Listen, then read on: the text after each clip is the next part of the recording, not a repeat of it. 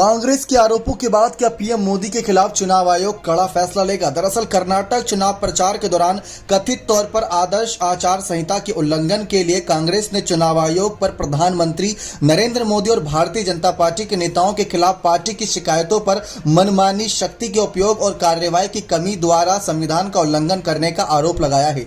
दरअसल मंगलवार को चुनाव आयोग को 8 पन्नों के एक पत्र में कर्नाटक के प्रभारी कांग्रेस महासचिव रणदीप सिंह सुरजेवाला ने कथित उदाहरणों का हवाला दिया, जहां नरेंद्र मोदी जो कि प्रधानमंत्री हैं और उत्तर प्रदेश के मुख्यमंत्री योगी आदित्यनाथ, केंद्रीय गृह मंत्री अमित शाह, भाजपा के राष्ट्रीय अध्यक्ष जेपी नड्डा चुनाव संहिता का बेशर्मी से खुल्लम-खुल्ला उल्लंघन किए थे, ये दावा किया गया। सुरजेवाला ने पत्र को ट्विटर पर भी साझा किया। चुनाव आयोग को लिखे अपने पत्र में सुरजेवाला ने बताया कि चुनाव के लिए साइलेंस पीरियड, जिसके दौरान प्रचार की अनुमति नहीं है, सोमवार शाम 6 बजे शुरू हुई।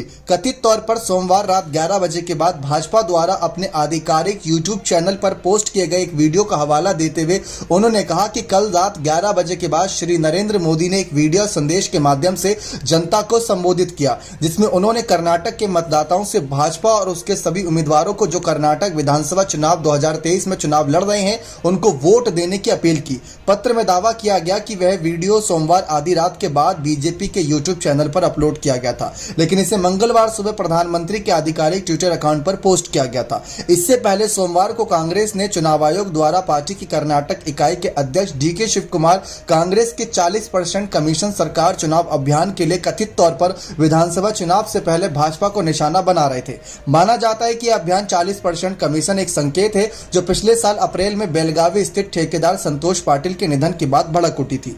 कथित सुसाइड नोट में पाटिल ने राज्य के पूर्व मंत्री और भाजपा नेता के एस ईश्वरप्पा ने एक सरकारी परियोजना के लिए 40% कमीशन की मांग की।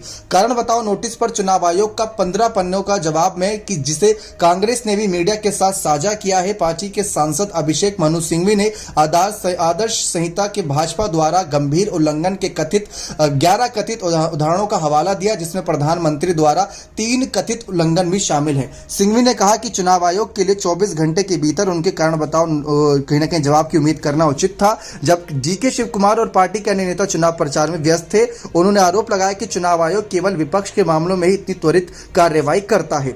लेकिन इस बीच आप सभी को बता दें कि आरोपों की छड़ी यहीं पर नहीं रुकी। उन्होंने चुनाव आयोग के कारण बताओ नोटिस के अपने जवाब में सिंघवी ने कहा कि ईसीआई कभी भी खुद को एक ऐसे संगठन के रूप में देखने की अनुमति नहीं दे सकता जो एक सत्ताधारी पार्टी और उसके उच्च पद धारकों द्वारा किए गए घोर उल्लंघनों पर आंख मूंद लेता है। और दूसरी ओर जहां तक कांग्रेस सहित विपक्ष के सदस्यों के संबंध है, दुर्भाग्य से पवन चक्कियों की तरह काम करने लगता है। सिंघवी ने आरोप लगाया कि ईसीआई प्रशासनिक कार्रवाई में मनमानी करके संविधान के अनुच्छेद 14 कानून के समक्ष समानता और कानून की समान सुरक्षा और 21 जीवन और व्यक्तिगत स्वतंत्रता की इच्छा का उल्लंघन कर रहा है। सिंघवी ने चुनाव आयोग को दी गई अपनी प्रतिक्रिया में दावा किया कि नरेंद्र मोदी ने अपने अभियान भाषणों में आतंकवादियों का समर्थन करने के लिए कांग्रेस के खिलाफ व्यापक और स्पष्ट रूप से झूठी टिप्पणी की है।